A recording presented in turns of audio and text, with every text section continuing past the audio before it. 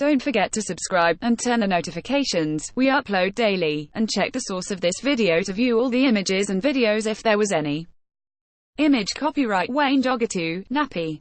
Co-image caption Nigerian lawmakers have rejected legislation for paternity leave. In our series of letters from African journalists, Nigerian novelist Adaobi Trisha Nwobani writes about the strong opposition to paternity leave in Nigeria. For a change, it's Nigerian men at the receiving end of outlandish deliberations by our nation's lawmakers. We, women, are usually the victims. In 2016, for example, Nigeria attracted global heads shaking when its parliament refused to pass a gender equality bill. Among other rights, that legislation sought to protect Nigerian women from violence, and allow widows to inherit their husband's property. Then a few months ago, as International Women's Day was marked in Parliament, Muhammad Kazawa, a lawmaker from northern Nigeria, cautioned his colleagues against handing over too much power to women. They will overthrow the men. They will mess up, Mr. Kazawa said. We will marry them. They will serve under us, he vowed. Nigeria has one of the world's worst records when it comes to women participating in politics, with only 27 out of 469 legislative seats held by women. Image copyright Florian Plaucheur. Image caption An attempt to give Nigerian women equal inheritance rights failed.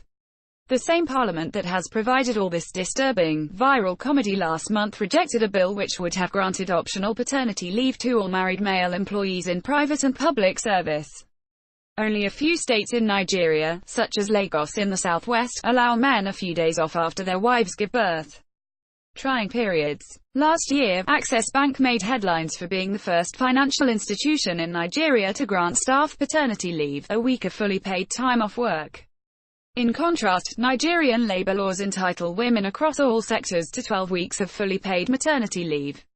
The Constitution stipulates that there should not be any discrimination based on sex, said Edward Pwajok, the lawmaker who sponsored a paternity leave bill.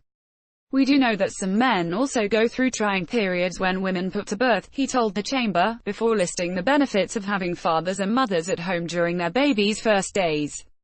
At the end of his speech, Mr. Pwajok's colleagues did not point out the severe irony of his using discrimination based on sex as a means of persuading the same lawmakers who had turned down the gender equality bill. Nevertheless, his motion was defeated with a resounding voice vote. Image copyright Shanice Mackenzie, Nappy. Co-image caption 1 or 2 states offer fathers some paid paternity leave, while all new mothers are entitled to 12 weeks.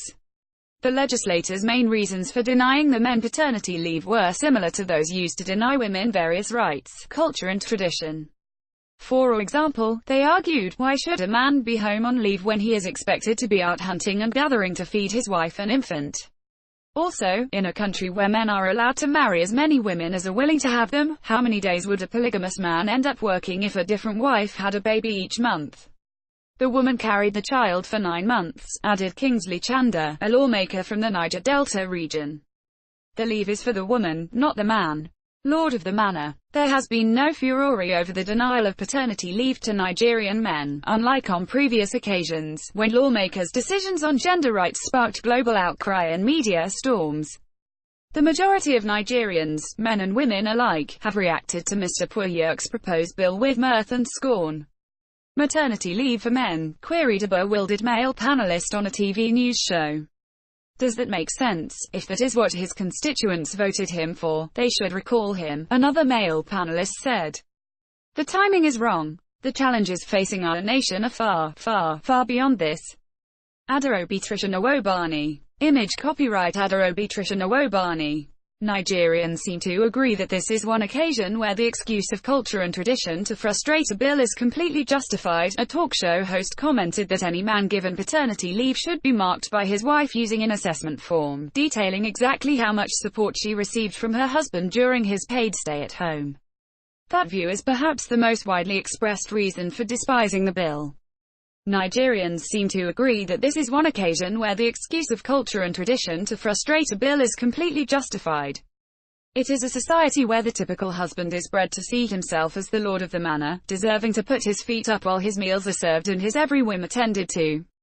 Opportunistic men. So, men who help around the house are considered an aberration, worthy of a medal.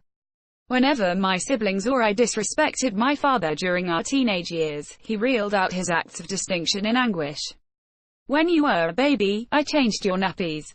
I bathed you. I fed you, he would say. Image copyright Wayne Jogatu, nappy.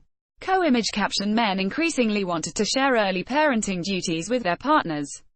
And there we were, repaying his meritorious service to his family with cheekiness. Was that the kind of payback a father should expect after helping his wife take care of their children? Of course, there is that rising number of modern Nigerian men who must feel cheated by the failure of this bill to pass. They are men who genuinely want to help their wives cope better with a new arrival by staying at home, especially in these increasingly cosmopolitan times when the usual retinue of relatives ready to assist a new mother are not as close by as before. But, until further notice, these unique men will have to wait. Certain men's rights are predicated on women's rights. A change in the role of women in society is required first for paternity leave to make sense in this part of the world. Otherwise, it will continue to be perceived as simply a means for opportunistic men to grab a few days off work. More letters from Africa. Follow us on Twitter at BBC Africa, on Facebook at BBC Africa or on Instagram at BBC Africa.